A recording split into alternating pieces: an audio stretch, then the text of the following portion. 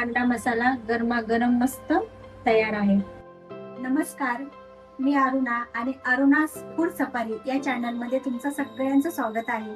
तर मी आज बनवणार आहे अंडा मसाला। तर अंडा मसाला याच्यासाठी काय काय साहित्य लागतं ते तुम्हाला मी दाखवत आहे। तर हा व्हिडिओ पूर्ण बघा, रस्सा कसा बनवायचा ते पण तुम्हाला मी सांगते। मसाला बनवण्यासाठी काय काय साहित्य लागतं ते बघा। हे 5 मी उकडलेले अंडे घेतलेले आहेत, टोमॅटो घेतलेला आहे अर्धा, एक अख्खा मोठा कांदा कापून घेतलेला आहे, सुक्क खोबरं आहे आणि ही डाळवा आहे अर्धा चमचा।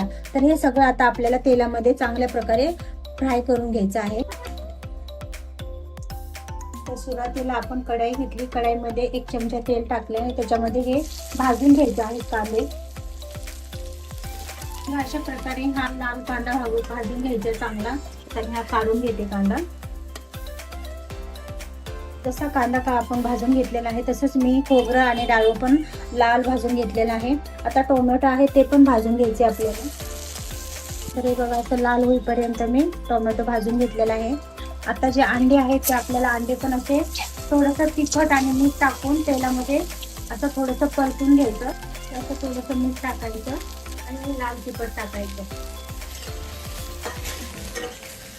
हे बघा, अशा प्रकारे तिखट मीठ लावून घ्यायचं अंड्याला। आता हे रश्श्यासाठी जे आपण मसाला घेतलेला आहे तो सगळा मसाला आपल्याला मिक्सर मध्ये वाटून घ्यायचा एकत्र।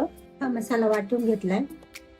तेल 2 चमचे, जिरा अर्धा चमचा, अद्रक आणि लसूणची पेस्ट 1 चमचा, मसाला आहे तो मसाला वाटलेला याच्यात टाकायचा सगळा। आता याच्यामध्ये तिखट टाकते मी, हे काळं तिखट आहे घरी बनवलेलं, हे 3 चमचे टाकते। तुम्ही तुमच्या आवडीनुसार तिखट कमी जास्त टाका।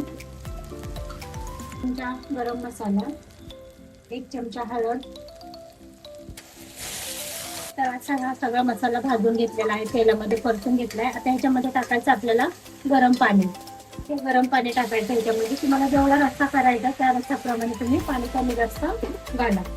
तर हे बघा, अशा रस्स्याला उकळी फुटलेली आहे।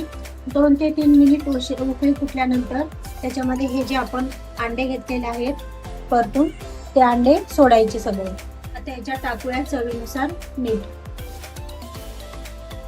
तर बघा, आपला हा अंडा मसाला गरमागरम मस्त तयार आहे। हे बघा,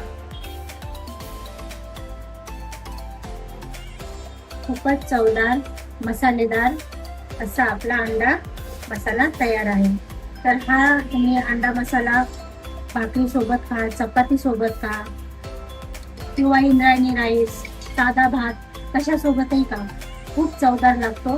तर ही माझी अंडा मसाल्याची रेसिपी तुम्हाला कशी वाटली ती कमेंट करून नक्की सांगा।